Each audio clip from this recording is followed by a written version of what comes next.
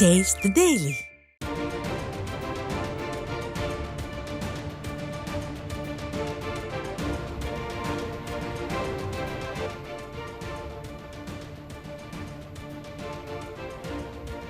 மற்றொரு அண்மை செய்தி. 10 ஆண்டுகளுக்கு மேலாக அரசு பள்ளிகளில் பணியாற்றும் ஆசிரியர்கள் பணி நிரந்தரம் செய்வோம் என்ற தேர்தல் வாக்குறுதியை நிறைவேற்றாத திமுக அரசை கண்டித்து 6வது நாளாக சிறப்பு பிரிவு மாணவர்களுக்கான பயிற்றுநர்கள் போராட்டத்தில் ஈடுபட்டு வருகின்றனர்.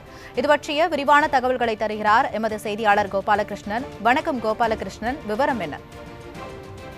மஞ்சுளா வணக்கம். தமிழகம் முழுவதும் அரசு பள்ளிகளின் கீழ் இயங்கி வரக்கூடிய இந்த சிறப்பு பிரிவு மாணவர்களுக்கான பள்ளியில் பயிற்றுநர்களாக கடந்த 20 ஆண்டுகளுக்கு மேலாக தற்காலிக பணியாளர்களாக பணியாற்றி வரும் பயிற்றுநர்கள் தான் இன்று 6வது நாளாக பெசன்ட் நகர் மாற்றுத்திறனாளிகளுக்கான பாதையில் அமர்ந்து மாபெரும் போராட்டத்தை நடத்தியிருக்கிறார்கள். குறிப்பாக திமுக ஆட்சிக்கு வந்தால் 10 ஆண்டுகளுக்கு மேலாக அரசு துறை நிறுவனங்கள், பொதுத்துறை நிறுவனங்களில் பணியாற்றி வருபவர்கள் பணி நிரந்தரம் செய்யப்படுவார்கள் என்ற தேர்தல் வாக்குறுதியை நிறைவேற்ற கோரிதான் இந்த சிறப்பு பிரிவு மாணவர்களுக்கான பயிற்றுநர்கள் கூட்டமைப்பினர் 6வது நாளாக சென்னையில் போராட்டம் நடத்தி வருகின்றனர். கடந்த 6 நாட்களாக டிபிஐ வளாகம், அதே போன்று நுங்கம்பாக்கம் என பல்வேறு இடங்களில் போராட்டம் நடத்திய இந்த சிறப்பு பிரிவு மாணவர்களுக்கான பயிற்றுநர்கள் சங்கத்தினர் இன்று 6வது நாளாக பெசன்ட் நகரில் உள்ள மாற்றுத்திறனாளி மாணவர்களுக்காக அமைக்கப்பட்டுள்ள மரப்பாதையில் அமர்ந்து கொண்டு திமுக அரசுக்கு எதிரான இந்த முழக்கங்களை எழுப்பி வருகின்றனர்.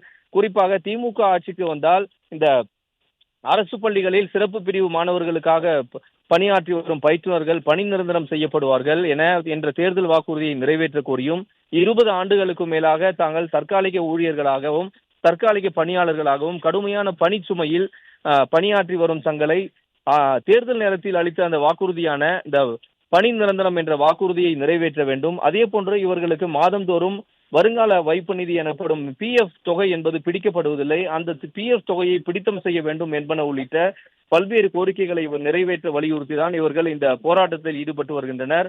திமுக தேர்தல் நேரத்தில் அளித்த வாக்குறுதியை நிறைவேற்ற கோரி நடத்தி வரும் இந்த போராட்டத்தை அரசு கண்டுகொள்ளாமல் வேடிக்கை பார்ப்பதாகவும், அரை மணி நேரம் 1 மணி நேரம் போராட்டம் நடத்தும் வரையில் அமைதியாக இருந்துவிட்டு மீண்டும் காவல்துறையினரை வைத்து கைது செய்யும் நடவடிக்கை கடந்த 6 நாட்களாக தொடர்ந்து வருவதாகவும் இந்த சிறப்பு பிரிவு மாணவர்களுக்கான பயிற்றுநர்கள் வேதனை தெரிவித்து வருகின்றனர். தேர்தல் நேரத்தில் அளித்த வாக்குறுதியை நிறைவேற்றும் வரை தங்களது போராட்டம் வெவ்வேறு வடிவங்களில் தொடரும் என்றும் அவர்கள் எச்சரித்து தற்போது கைதாகி வருகின்றனர். மஞ்சுளா, விரிவான விவரங்களை வழங்கியமைக்கு நன்றி கோபாலகிருஷ்ணன்.